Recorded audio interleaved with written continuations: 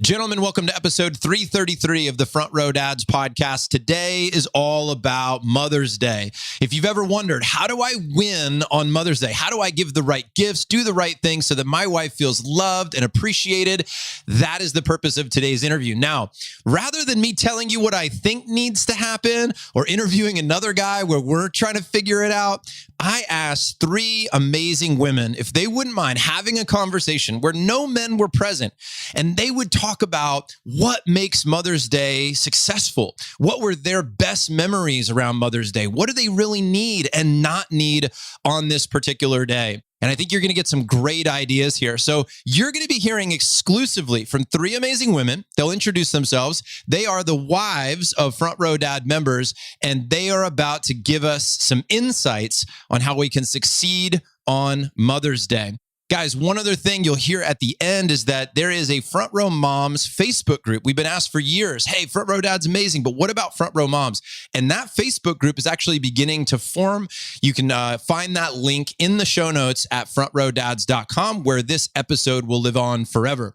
Also, guys, before we get into this conversation, very quickly, I want to make sure you know we have a workshop coming up on May 5th. It's a 90-minute workshop. And if you're out there and you've ever wondered, is the Front Row Dad community right for me? This workshop gives you a taste of what our private membership community is all about. You can find out more information at frontrowdads.com or just email our team info@frontrowdads.com and somebody will help you out.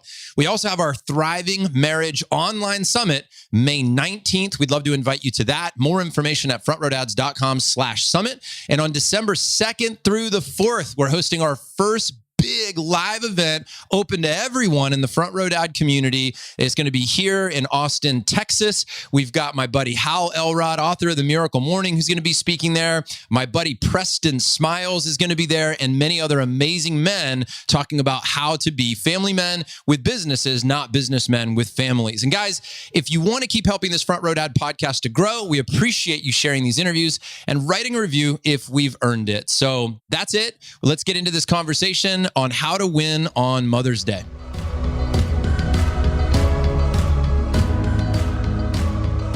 All right. Well, we want to say thank you to John for allowing us to take over the Front Row Dads podcast today.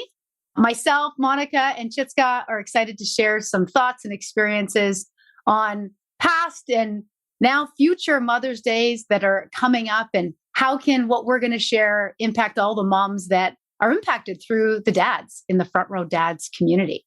We're excited. So thank you, John, for letting us take over. And just to get started, we're just going to introduce ourselves so everybody knows who's on the call. And then we'll jump into some questions and some thoughts on what can make this year's Mother's Day the best one yet. So my name is Angie Mcdougall, and I have two children. I have a daughter who's 16 and a son who is 13. And I've been married to my husband, Warren, for just over 20 years. Pass it over to Monica.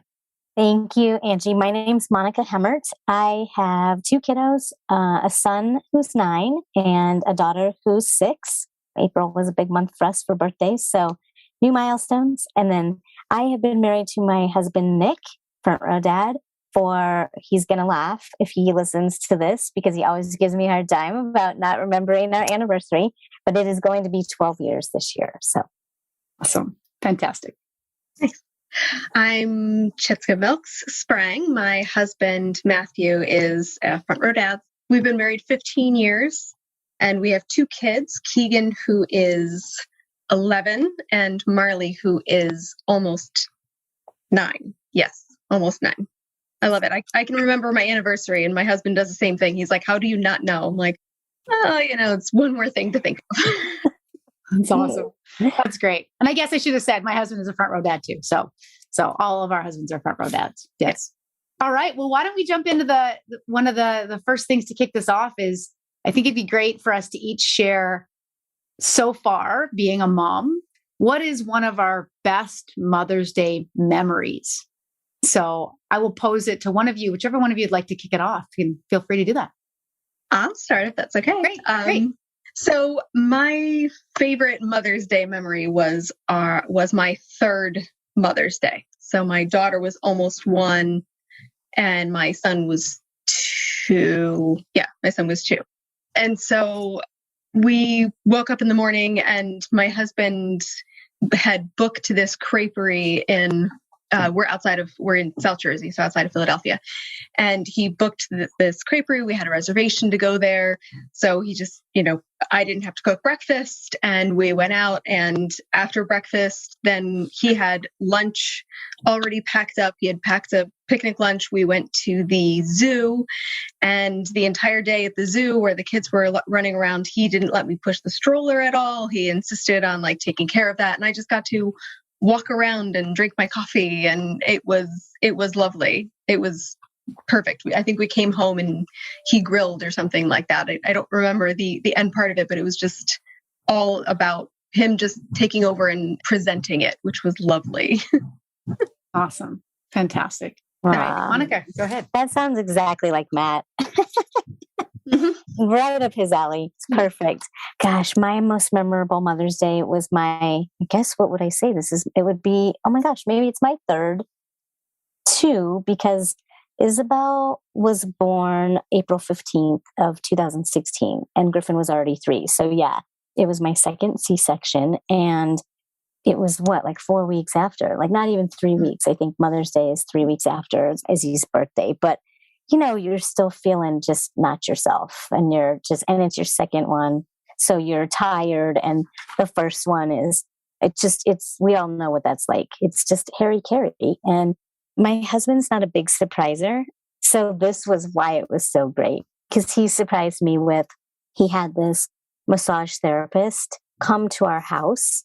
And before I even knew about it, he had the downstairs like all set up of like, here's where she was going to be. I didn't know about the setup, but there was candles and music and just created basically this like spa moment. And then we waited for her to get here. But then he had also planned breakfast and a meal before that. So, and like made spa water. So I think it actually was like lemon strawberry water or something. Griffin was like, let's put strawberries in it. Let's put lemon in it.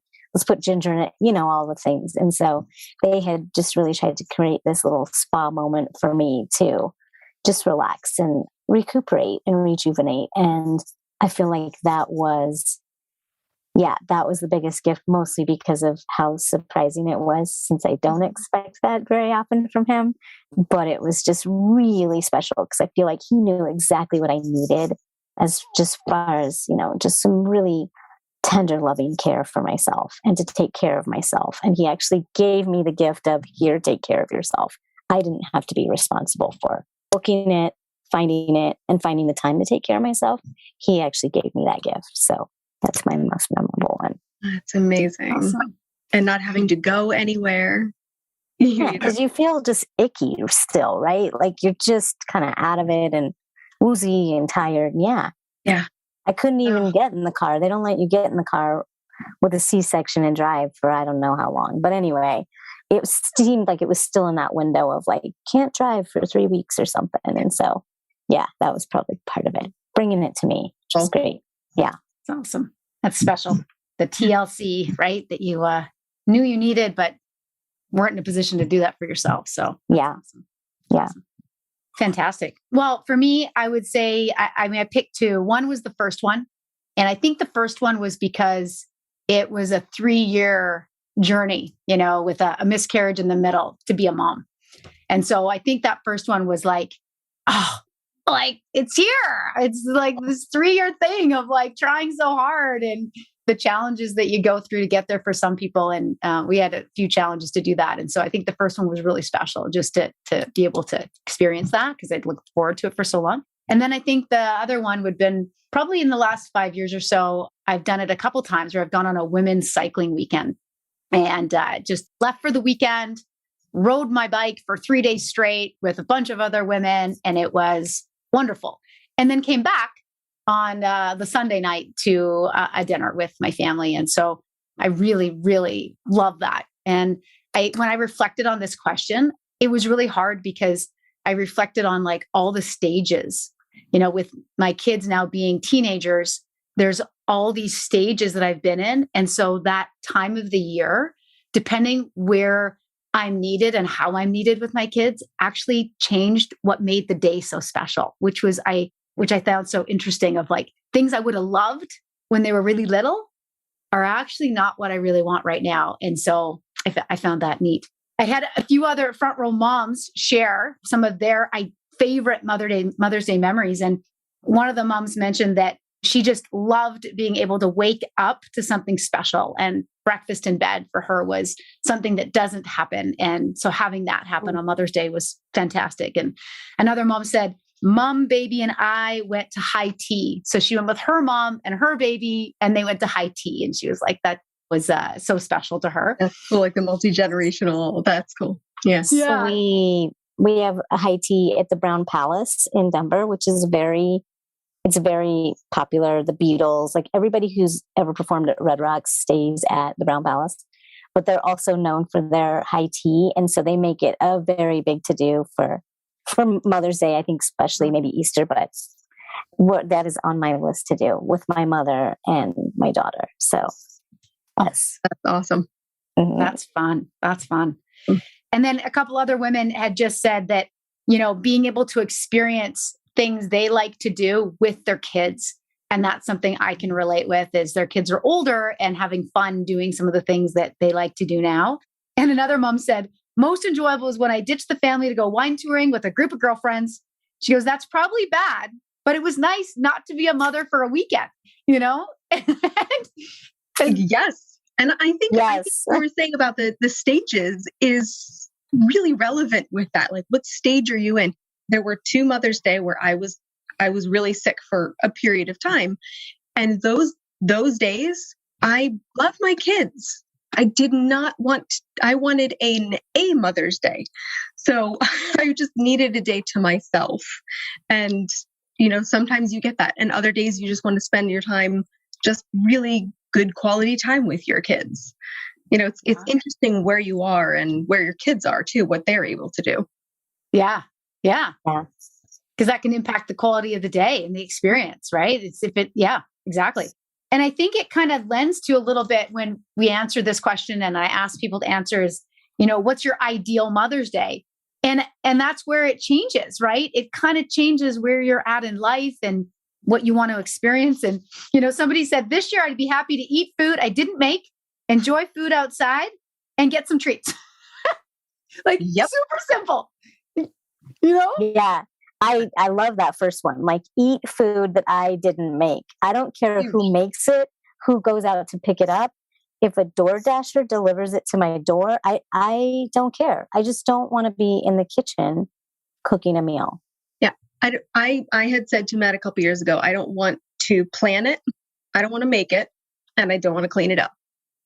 If that is in the house, out of the house, I don't care. I want nothing to do with 3 meals for a day. I love all 3 meals. Yes. Like, putting in the 3 meals request is very important. And I feel like, I don't know how your guys are, but my guy really, like, if I just gave him a sticky note of like, here's maybe just some things to manage if you're planning Mother's Day, I would put that on a Post-it note. For Tjitske, what you said, I would put it on a Post-it note and say, plan anything you want, but here's my little parameters on a sticky note. And they have to fit on a sticky note for him, because if it's any longer, he loses attention, or he'll forget, or he'll lose the piece of paper. So it's like, if it fits on a sticky note and it can stick on his water bottle or on the counter, on his screen, on his computer, we're good. So it's, but I love the... You get you like a massive, for Father's Day, you should get him like a massive sticky notepad. I love it. Okay, already written down for a Father's Day idea.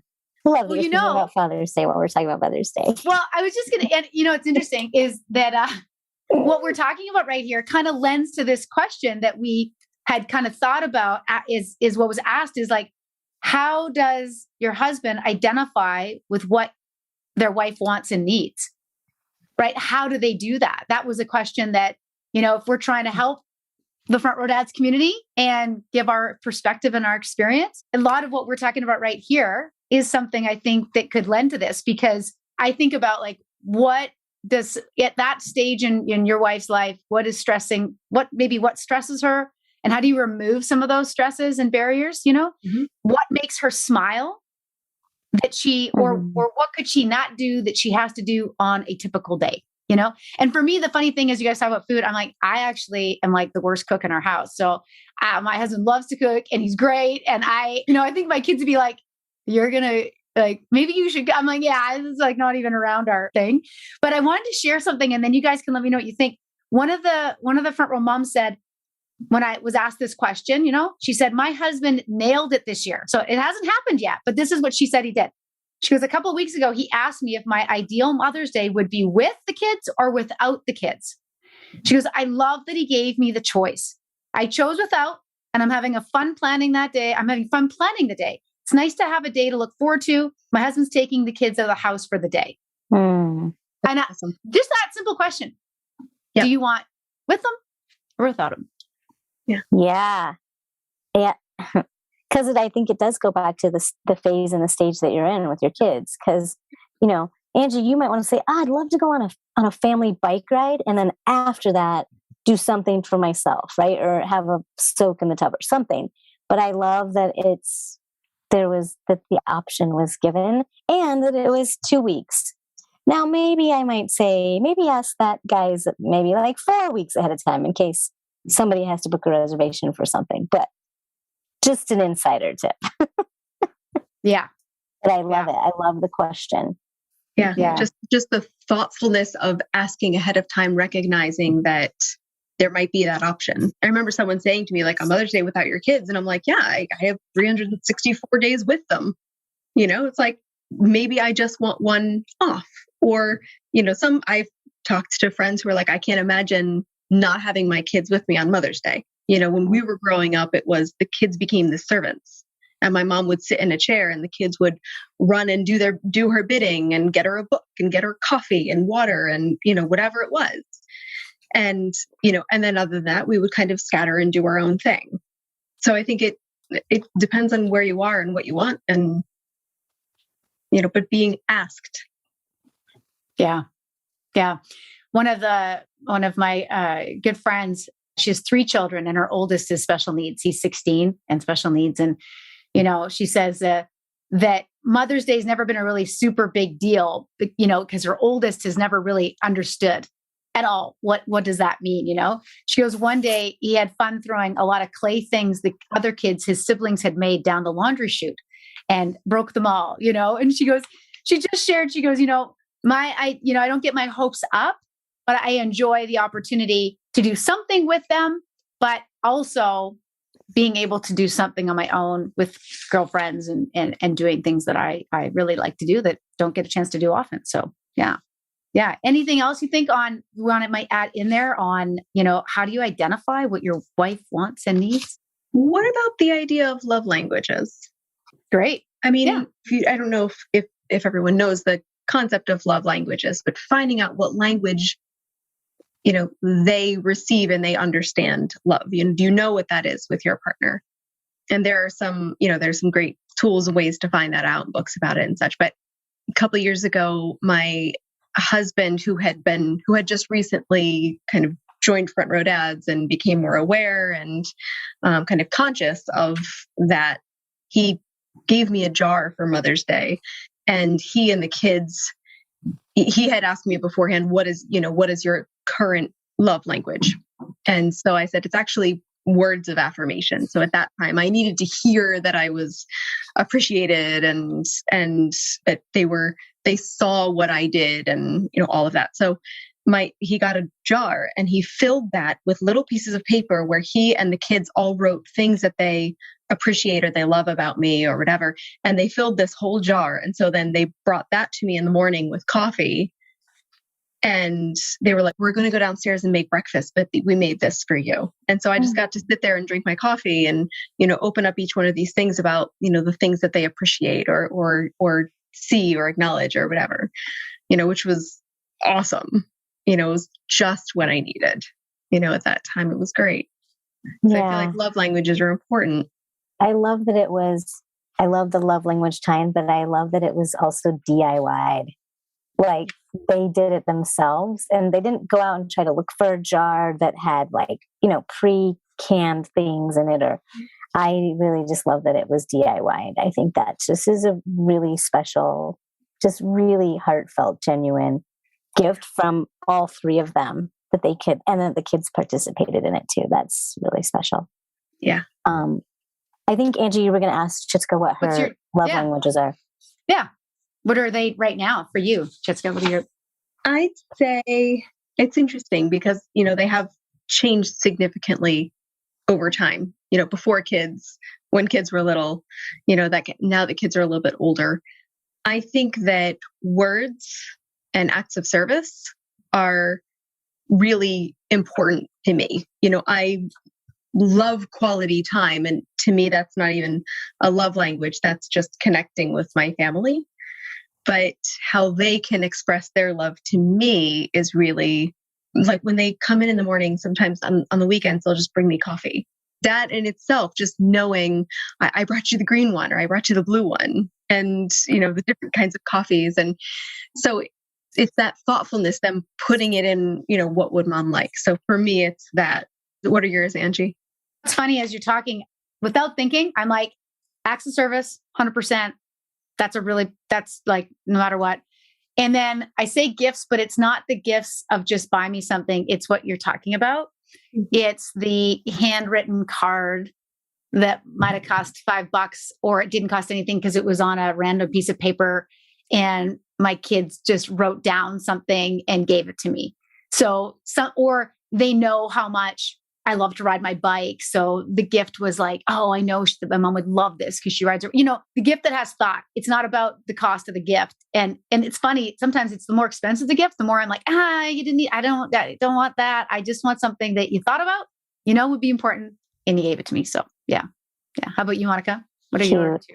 My number one is words of affirmation. And my second one is quality time. And it's interesting, Tjitske, that you've said yours have changed. Kind of mine, every time I take this assessment, they are the same every time. So I'm glad to know that it does change, because I was like, am I just like, what's happening here? So I was trying to figure out what that meant. But anyway, mine have not changed for a very long time. And I think, I tend to forget about them. So when I'm trying to think of, a nice, very thoughtful thing to do for my husband, I forget, well, what are his? And I'm always thinking, well, what are mine? And I plan from the lens of what are mine. And so it's just always interesting. You got to just make sure, like, this is another thing I could put on the sticky note for Nick. My love languages, just for a reminder, are words of affirmation and quality time. Now, that being said, then there should be a part 2A and B to the quality time, right? Which is the question, do you want to spend quality time on Mother's Day with or without us? So it's just funny, but yeah, words of affirmation, hands down, for sure. Well, and I think that the idea of quality time doesn't have to be with someone else too. You can have quality self-time. Yes. And not all moms take that or are given that.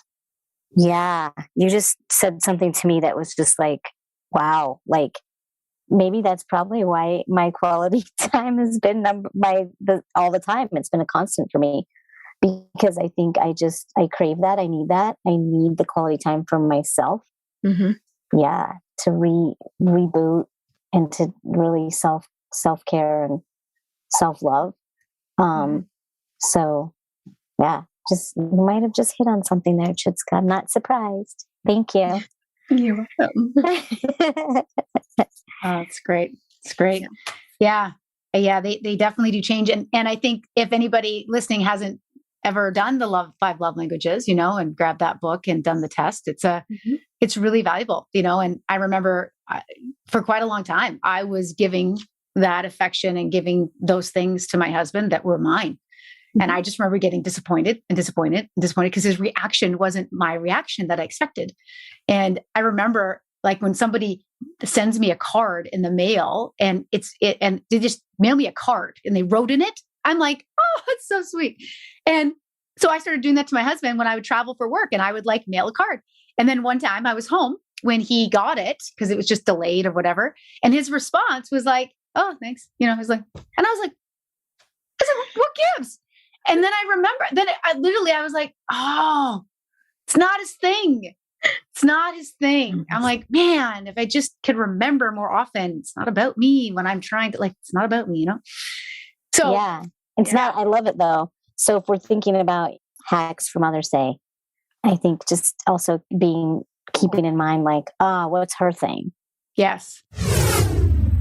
Fellas, I want to take a minute and share something personal with you. A few years ago at the high point of my professional career, I felt like I was really struggling at home. And I knew I could be doing so much better in my marriage and as a father to my 2 boys. So I invited 30 guys to get together and talk about how we could win at home. And today, the Brotherhood has grown and it consists of 200 guys from 10 different countries. And recently, we decided to define our core values. What made this community so unique? Why was it growing so quickly and with such great guys? And how do we want to show up for each other going forward? What type of people would we want to have join us? And this is what we came up with. Our core value number 1 is what we call 5 whys. And this is about authentic curiosity. And here's what it reads. We are humble, lifelong learners searching for level 10 success within each of our 6 pillars. We ask big questions and we're vulnerable when big questions are asked of us. No bullshit, no posturing, just a deep willingness to be better. We are grounded in our mission to be family men with businesses, not businessmen with families. We are hungry for wisdom that allows us to connect more deeply. We are conscious of our egos and choose to rise above them. Suspending judgment, we want to see things from a new perspective, aware of our blind spots, facing fears. We see failure as feedback. We choose growth. Value number 2, we call this one lead domino. This is about intentional execution. We take massive action. We believe in deliberate participation with full presence. We show up, step up, and speak up. Our calendars reflect our priorities, making time for what matters most. Decisive, focused. We are conscious and calculated. We make moves that are efficient and effective, creating with confidence, intentional routines and rhythms. We believe in building momentum through healthy habits. Aware of our core values, we apply our true strengths and stay in our zone of genius. We are men of our word. We honor our commitments. No excuses, no time to waste, all in engagement now. And finally, number 3, we call this one rising tide. This is about communal drive. We believe in the power of unified and aligned strengths, creative cooperation and collaboration, team effort. We honor our ethos of engagement to build true connections, respect, trust. We believe in diverse opinions and inclusive conversations, freely sharing our best resources, helping each other win. We are the source. We believe in community challenges that drive healthy competition, legacy and 7G impact, band of brothers. Everyone gives more than they take. We prop each other up through unconditional generosity. Together, we go further, faster. Now listen, guys, if those values resonate with you and you're considering joining the Brotherhood, here's what one of our members has to say about their experience. I just wanted to say that one of the reasons that I'm part of Front Row Dads is that just knowing that I'm part of this group helps me holding myself to a higher standard. I started out today saying that I wanted to get involved and outside my comfort zone, even though the language barrier. And I wanted to just thank all of you for being a safe place to be outside the comfort zone. And also, especially to Josh for holding me accountable when we were on the team now. And one from the team was supposed to share what we've been talking about. He just pointed at me and said, you asked for it. So this one's on you. And I like the fact that I'm being held accountable and being held to a higher standard. That's why I'm here. Look, man, the time is now to pour into your family. No matter how great you are at fatherhood, marriage, or juggling your work and your personal life calendar, we can help you be better. And if you're ready to take the next step, go to frontrowdads.com and click Join the Brotherhood. Yes, exactly. Yeah, not what I love. And sometimes that can be like, you can look back at conversations and say, I wish I XYZ, and then just try and see if you can remember what that I wish I was. I wish I had some time to go get my nails done. I wish I was able to just spend time with just one kid at a time, or something and think about what she really would love to have or do or, Right. Or add that to the list of questions. Mm-hmm. Right. What do you wish you could or what do you wish you want to do or that you haven't done lately? Or, phrasing a question that way too is really helpful. As I was preparing for this and looking at these questions, I immediately went to my photo album because I take pictures of just everything. And I just went and reflected on all these. I went to that exact day of the year, every year. And a couple of years ago, my husband just took all these photos and made these photo albums of like a picture with a collage of all of my daughter, all of my son, all of us together, 3 of these that I'm like, I would love to do. I just don't put the time into sometimes to do it. And so he put that together. And I'm like, man, the cost of that it was the time it took and the thought, right? That really had the impact. And I see it every day. And then I read some of the cards and I'm like, I'm so happy I took photos of these cards. I'm like, because they're the ones that they either make on their own at home or they make them at school, like one year the card was to mom with a heart, you are, and they took my name and then used every letter as an acronym. And it was like active, never quits anything, giving, incomparable, excellent, and enthusiastic with many spelling mistakes. So I love it. Another one, I love you. And then this was one they must have pulled from somewhere, but a mother laughs our laughter. She shares our fears, lives our joys, cares our cares, and all our hopes and dreams she shares, And I'm like, and in their writing when they're like 7 or 8 or, whatever. I'm like, oh man, I'm like, that's the thing. I'm like, for me, I'm like, that's what gets me, Yeah. That kind of really thoughtful, took time to put it in, thought of it ahead of time, and then you still have it forever. Like I remember making a card for my mom for Mother's Day. And I was like, she's not just the best, she's the best. And so I added an A. So it was, you are the beast. I teased it at the day. That's awesome. Oh, that is awesome. That's great. That is great. I love it. I get here and I'll show you guys too. I'll try to describe it since I know this will be a listening thing, but my daughter loves to, first of all, she loves rainbows and she loves hearts. And so I think besides spelling her name first that was one of the first words she learned how to spell. The second one, which I think hopefully is a testament to us as a family, is she's learned how to spell love. And so now every note she has always has a heart and love. And if it's love, love, love, love, love, love, love, whatever it's on, if it's a piece of paper, a Post-it note, like that's her little stamp and that's her message. And so I'll be looking forward to seeing maybe what she puts together for this Mother's Day when it comes to knowing, really but anyway, she always does little things like this. Oh, that's sweet. It's a cutout heart and it's rainbows. And she always does each side to make sure. Awesome. And she'll always just say just to bring color and love into your life, Mama. So anyway, we'll see what she does. She's just now she's in kindergarten. So words and letters are starting to, I think, have meaning for her now. So I will be curious to see how she communicates that going forward. Puts it all together. That's great. Yeah, puts it all together. Yeah. Yeah. That's awesome. Yeah. I think, just some of the questions were, like, how did kids get encouraged to be a part of it? And how did we love as a kid to be involved in our own Mother's Day? And as we go back to that, depending on what stage we're at, when they were really little, it was kind of like a little bit more time away and they could make a gift and time on your own. And now I think I'm like, my ideal is my kids going, like you had mentioned, Monica, I was like, man, if they would just go for a bike ride with me and not complain about the bike ride and not complain about how long the bike ride is and not ask if we're done the bike ride.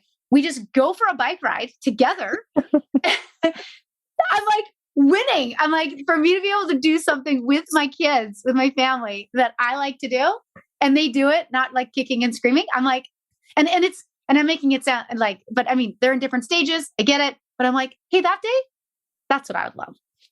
Yeah. No, I agree. I know you mentioned that earlier. We were mentioning the bike ride earlier, but I was thinking in my head, but I don't need any commentary on the activity that I pick. Like, I don't need any commentary from Dad or the kids about okay, this is what we're going to do today, everybody. And I don't need the sighs and the complaining because they don't want to do it. So it's like, we either do it and everybody likes it. Yeah. Just pretends to like it. Or you can pretend to like it. Yes. You don't have to like it, but you have to pretend to like it. Exactly. Pretend to like it for us on this day, just this day. Just do something with me and pretend to like it if you don't like it. Yes. The things Oh, that we don't like doing that we do for them.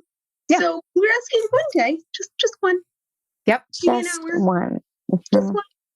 And and as we think about this too, for some of us, right, it's juggling not just what we want for our Mother's Day, but maybe if you guys have a thought on this, but how do you juggle your mom and you're a mom? So it's like the day is about me, but then I have a mom too. And so how do I recognize or juggle both sides of that I want to have stuff for my own, but my mom also has things that she wants. So I'm just curious because one of my friends had responded with this question and said, my ideal situation, my ideal Mother's Day is a big family breakfast at home on a sunny day with my family and my mom there too, with lots of flowers, lots of fresh flowers. But she was like, I want my mom there too. So I'm just curious, are there things you've done in the past or that you think about in juggling both? Yeah. Do you want me to go? Yeah, sure. Yeah. You're thinking. I see you thinking. I know that one for you. Yeah. So my mom, I'm blessed. I have my mom here in Colorado, in Denver with us. And so being raised by a single mom for the longest time, it was just me and her. But my grandmother lived with us for a long time. So I had the privilege of having kind of a 3-generational Mother's Day, just always kind of celebrating the female energy in our world, in our life. And so I'm really close to my mom. And when we had our first, and then now we've got the kiddos, she's always like, do whatever you want for your day. It's your day. So she's kind of given me that gift of don't feel like I'm on the hook with you, to be included in whatever you're doing. But I've always said to her, well, you're my mom and there's so much that you have done for me. So I want to be able to spend time with you as well. Because again, this goes back to quality time, and the quality time that her and I spend now together without the kids is like, it's really cherished time. Like I love the time that my mom and I can go to lunch together. And so I try to make something happen during that weekend, whether it's Saturday or Sunday, that my mom and I can spend quality time together. Because I think also she's never taken the love language quiz, but I also think that quality time is probably one of her top 2. And so this year we are actually going Saturday. We're pairing up with another mom-daughter team and we're doing a spa day. We're going to brunch and then we're doing a spa day with the 4 of us. So it's kind of like mom-daughter day. So I really try to make a mom-daughter something with my mom at some point around that. Might be the following weekend, might be the next weekend, not necessarily on that day, but carve it out because that's really cherished time, I know, for both of us. Monica, I love that idea of that it doesn't have to be on that day, but making time, still making time for it. Yeah. Yeah. And I never want to do it. I think Nick is also really conscious about this because he's like, his mom is in Ohio. So it's fine because she's there, right? So we don't have to figure out what to do with her. How do we celebrate her? How do we include her? But he also knows how very special my relationship is with my mom. So he's like, this is one question he does ask. What are you doing with your mom this year? So that I can plan around that. So it's almost like he gives me the space to do something with my mom first. And then we kind of figure out the details of what we're going to do from there. So I think that's been a really special acknowledgement from Nick that he knows how important that time is with my mom. That's awesome. Yeah. And the kids don't care. They're not like, let's spend time with you and Nona together. Like they don't, that's not on their radar. They're really just worried about where we're going to eat and are we going to run at the park and play or, they're not really worried about Nona. But yeah, it's special that he gets that for me and understands that that's really important. Yeah, it's great. Tjitske, you want to add to that? Yeah, I mean, I have a different relationship with my mother and with my mother-in-law. My mother is a wonderful person. She's an incredible person. But she's not the easiest person to be around. And so it's not always enjoyable to be with her. And so Mother's Day and the last Mother's Day I spent with her didn't go well. And so I've become very protective of that day, of this is my day. Now she doesn't live close by. And so it's easier, actually, right now she spends the winters in Italy. So we haven't had to navigate that in the last few years. My mother-in-law, she grew up with 4 boys. She's very, oh, don't worry about me, but I'm happy to host and I'd love to have you guys over. And she will go with the flow completely. And so she's a lot easier to be around. And I love that. And so I always make sure that to see what she's doing and what her plan is and to make sure that she feels included, because she also needs to be recognized as a mom. Mm-hmm. And so it's interesting that the relationship I have with both, the juggle is a little different, but the consideration to go into both of them. So, yeah. I think it is, are they close by in proximity? Are they not? Right. My mom doesn't live here. And so it's about me thinking ahead, what can I send her that would make her smile, that, the week of even, maybe it's just the days leading up, maybe it's flowers, maybe it's a gift card to get a pedicure, her to go do something that, but just the thought is probably the biggest part that I think revolve, so if it's proximity, how do you create that time? And like you shared, Monica, it doesn't have to be on that day. It can be around that day and still be very special, right? So, yeah.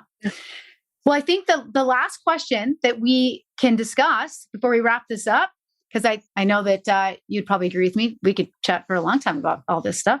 But the question is, what do we most look forward to as we celebrate being moms? And I think by sharing these answers, it might tie into, what does Mother's Day mean to some people? But celebrating being a mom could give somebody some insight into, what could they do to really honor the woman and the mother in their world. So I'll open it up to either one of you if you want to kick that off of, what do you most look forward to and just of being a mom, celebrating being a mom? I enjoy being spoiled. I enjoy spoiling also. Absolutely. And I really enjoy spoiling. So for me, I enjoy looking forward to just being spoiled in the things that I enjoy, and I just kind of getting that return just for one day. I don't need a lot of it. I don't need it every day. Just silly. Silly things. It's great. Oh. I love that. I really enjoy actually being reflective about Mother's Day and just even thinking about this year, okay, what have I done as a mom in this from January to May? What have I accomplished? What are some of the cool micro moments that I've created or that I've been a part of? And whether that's with my family or with my own mom, I always like to just look back to just see gosh, what have I done? And really celebrating myself because it just, I celebrate. And then I really also think about with my own mom, and when we do get together, I usually write her a letter or just give her a little note of immense gratitude for the person that she is. And so I also think about, what am I grateful for in this life that I've created with my own family and all things I think about the person I was maybe 20 years ago. I would have never dreamed of this each year and each moment that I've had. And so I always like to just be reflective of really immense gratitude for this life that I'm creating for myself, but also that I'm creating with my husband. And then we get to create with these beautiful children that eventually will go out into the world and get to do the same thing. And so I just always look forward to that, but I don't mind the spoiling either, but also giving myself time to and permission to just not be around them and have quiet. That's really one thing that I look forward to. So if there was a spoiling, but then there's also a quiet, because our house and things in life just get lifey and noisy. And so I feel like I'm at my best when I can sit in a quiet space and listen to myself and be with myself. And so I miss quiet. Being married, having kids, 100% miss the quiet. That's the one thing I miss the most. So on Mother's Day, I like to be able to celebrate the quietness the opportunity that I can have for that. So you like getting spoiled, but you like getting spoiled in your love language. Mm-hmm. Yeah. Yeah. Yeah. How do it really spoil using that? Yeah. Mm-hmm. I think it's just such a great illustration of being mindful that things change and the stages we're in, there'll be different things that'll be important to us, because I don't need the quiet anymore. I now look for the moments when they're here and they don't want to be gone. And I'm counting, I literally, I'm like, in the last few years, it's been this like, oh my gosh, my daughter's going to leave. She's, will be in last year, high school next year. And there was a switch where it was like, now I want to be with my friends and I want to be around. And now I can find a lot of places to get quiet. I'm actually in the opposite place. And so, it's interesting when I asked this question, I said, what is it? What do we celebrate? And some of the answers were very much, this day and being spoiled and not and quiet time. And some of the answers that I got were, being a mom is an accomplishment of itself.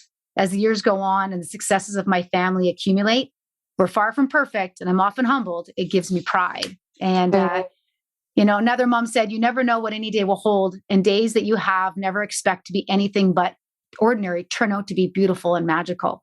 She said, having said that, still get excited when my kids get excited to spoil me. And another mom said, I sound like, she gave some feedback and she's like, I sound like I'm disliking mothering of like, hang out with my girlfriends, I'm gonna be gone. She goes, but really, it's the best job I've ever had. However, it's also been the most challenging personally and emotionally. To be in a constant state of controlling your patients, managing other people's lives, especially when I struggle to manage my own, and ensure I'm doing the best job to make emotionally stable and functional humans. Few, the weight. And another mom with kids that are, all like at the end of high school, and helping my kids launch their lives while transitioning my role as their mom and guidance counselor cheerleader to a mom and a guidance counselor and a cheerleader in support of their life goals. It's just fascinating. What a great gift for those that aspire to be a mom. What a gift that it is. And when you said micro moments, it just made me think, we're on the Front Row Dads podcast, it's front row moments. It's how do I create and just take stock, like you said, Monica, how do I pause and go, look at all these moments that have happened that we've created, that I've created myself, with my husband, with my kids.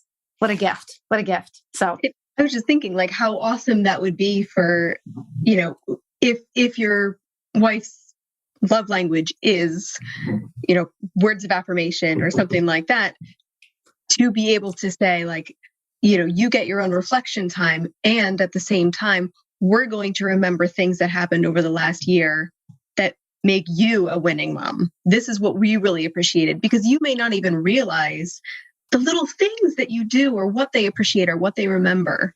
And how meaningful that would be just to hear their perspective of what they appreciate, what they've seen, how you've won, those kinds of things.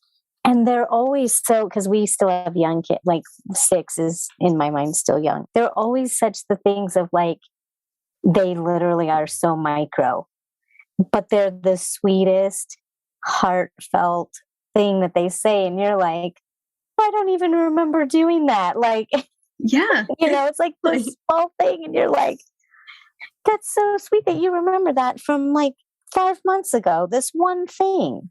Yeah. Like you helped me put my, my shoes and my socks on, and picked my favorite hat to send me out in the winter. Like they're just such sweet, tiny little things. Yeah. That those things like seen. Yeah. Then the dads that are technologically capable, a thought I think about is like putting that into a video. If you get your kids and you make a video and have them all share these moments, not only would it be cool to watch with them that day and you watch it, but then you have that forever. And I look back at videos and I'm like, I'm so glad we have that video, because they change and their voices and everything changes and you see them grow. And I'm like, oh, just you tie it to some music and you're like, balling already, I'm like, this is awesome. Yeah. And their little voices, Angie, you probably are watching some and you're like, well, they're little sweet voices, like, as they grow older. Yes. My son's voice is totally cracking. And the first time it cracked, I thought he had a cold. I was like, what's going on? And my neighbor's like, no, it's puberty. I was like, oh, awesome. Yes. That's a whole nother podcast topic. Yeah, it is. And John's probably like, okay, wrap it up. It's like, wrap it up, ladies. Wrap it up. My podcast episodes don't go this long. So I want to put, before we wrap it up, anything else you want to add to the community of the Front Row Dads on the subject of creating a phenomenal Mother's Day? I wanted to say, like, thanks for being like awesome dads, awesome husbands. Yeah. Yeah. I think I get emotional when I think about this. And Tjitske knows this too, but the Front Row Dad community it's amazing. All the work, all the mindfulness, all the vulnerability that is packed into that group of gentlemen and I've had the pleasure of meeting several of them. So just thanks for being committed to themselves, to grow and learn and be mindful, but then, coming home to us and really applying that to us and having that extended awareness of what life is like with us as wives, but then extending that to children. So I think I am forever grateful that my husband found Front Row Dads. We look at it every year and say, is this a budget line item that we need? And there's never a question of it. Like, no, we don't, that is not an option. That's like mental health, professional and personal growth, all in one big bow with like the best guy ever, John Vroman. To spend time with that guy is, man, yeah. So my plug for Front Row Dads is like, just thanks for being committed to you and to us and to our families. Yeah. Well I said. absolutely second that, Monica. Yeah. Absolutely. Well said. Well, on the topic of Front Row Dads and what a great community it is, some people have been wondering, well, where's the Front Row Moms? Where is that other side? And the Front Row Moms community is growing. And the best place to find that community is on Facebook. There is a Facebook group. If you search Front Row Moms, we'll make sure we post the link in the show notes. And I wanted to put a plug so that those of you that are dads that are listening and you're like, Mom, my wife, I think that she'd be a great fit. I'd love her to check it out. I wanted to let you know that we have our next event happening in the Front Row Moms community. It's on Thursday, May 12th at 11 a.m. Pacific, 2 p.m. Eastern. And the title is Money Dates. And so if you've ever thought to yourself, is having money conversations about as fun as doing the laundry or listening to your kids fight? Well, deep breaths aren't only needed in our own world, but sometimes we have to take those to navigate money challenges successfully with either yourself or your family. So I invite the dads to invite their wives, Front Row Moms, to this event to join us, grab lunch, grab coffee, and join us because this event is led by a money mindset and mental fitness coach. Her name is Cindy Morgan Jaffe. And you'll come away with simple strategies that will transform how you approach your money and your relationships with finances. Cindy writes, coaches, and speaks on mental fitness and money. She helps individuals and organizations handle money-related challenges with a clear mind and a positive emotion so they get the results that they want.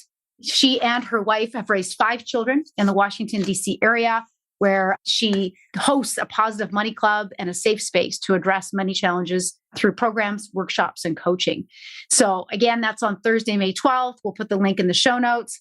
The community of Front Row Moms is for really a community of moms that want to be surrounded by other women that get it, balancing career and work aspirations that we have as individuals with a thriving family and a thriving personal life. So relationships are important with our spouses and with our kids, our careers that we thrive and grow in, vibrant health and energy so that we can show up each day to be our best selves. And we really want to excel to the best that we can in all areas of our life. So we invite you to pass that on and to share that. So thank you, Monica. Thank you, Tjitske, for taking time today. Thank you, John, Front Row Dads community. And to everyone, I hope you have a phenomenal Mother's Day. Thank you. Thank you. Thank you. Gentlemen, thanks for listening to the show today. 2 actions to take from here. First, implement one thing that you learned from the interview. And number 2, share this episode with somebody who values being a family man with a business. If you're enjoying the Front Row Dad podcast, the biggest thanks we ever get are honest reviews. So thank you for your feedback in advance. We read all of them. And if you want to learn more about the Brotherhood, which is our private community of 200 men from 6 different countries, visit frontrowdads.com for more info. If you're wondering what the hell the Brotherhood is all about, I'll leave you with some real feedback from guys who are active members and why they are part of our crew. Thanks again for listening to the show, and I'll catch you on the next episode. You have this passion for wanting to find a way to make you a better parent and a better husband, just better in general. And so you develop this community of like-minded men that aspire to be better and aspire to put family first and business second. And so to me, there's no greater place I'd rather be. You know, people ask me all the time, like, if I could only pick one group, mastermind, organization, whatever to be part of besides my own, it's always yours. And that's it. And by the way, part of that has to do with you and the leader you are and the way that you treat people and how you show up and the level of preparation that you have and the quality and amount of value that you offer. And then part of it's in the community that's been assembled and these unbelievable like-minded men that show up willing and ready to serve and to give and to share. And so to me, there's no better place that I can be spending my time. I look at two different things that we can be doing with our time. One of them is growing relationships and starting first with the most important relationships. And the other one is growing our financial acumen and our wealth to be able to do the things that we want to do and have impact and be able to spend time with the people that we value most by buying that time back. So to me, what you do and what I do is a great marriage of what I think is most important. And I would also throw in there that health is, you know, the other component of that. And I feel like the community that you've built, that each of us have built, is also centered around that, because you talk about being a great husband, parent, that's going to come from taking care of yourself and making sure that you have the energy to be able to serve. And I do the same thing on a wealth standpoint, because wealth to me is not just about money. It's actually about having the time and the space to have your personal health. I would take having great health over no money any day of the week, rather than the inverse of that, having a lot of money but no health. So to me, those are like the three most important components. And to me, we're always merging those three in the things that we each do. And so I think that's why there's a lot of crossover of, you know, members. That's why what you do resonates so much with me. What I do resonates so much with you. I joined as a lifetime member for that small little window where you offered it. I'm like, I'm in, because I know if I'm going to commit my time anywhere, this is it, because it makes me a better man, makes me a better husband, makes me a better father. It encourages me to really step up my peer group with other like-minded men so that I can be on mission, on point with other people that will hold me accountable at the highest level. So John and I met a year and a half ago with the launch of my first book. And as we were going through the interview, I began to ask him questions about the brotherhood, and it resonated within me that a community of like-minded, like-hearted men that wanted to win, as he was just saying, at business and in life. And I'd reverse that. I wanted to win as a dad, and then I'd also love to be successful in business, because I feel like if I don't get the dad right, who cares what I did in business? That's my legacy. That's what lives beyond me. So to tribe up with a bunch of dudes going in the same direction with the pillars that are in place and the way that not only are you encouraged, compelled, you're chided, you're laughed with, but you get to pace yourself, but you can get around a band of dudes that you can trust, you can share with, you can grow with. And just recently completed a time with these guys. We did this fast at the start of the new year. Every day I would tune in to the little app where we were sharing comments, and I was so impressed how you could see guys that were further down the road and things like this, guys that were just starting, and the camaraderie, the encouragement. So for myself, this was a total fit, and I would encourage any dude that's looking for a place where you can feel connected with a band of guys wanting to go in the same direction. Front Row Dads is for you.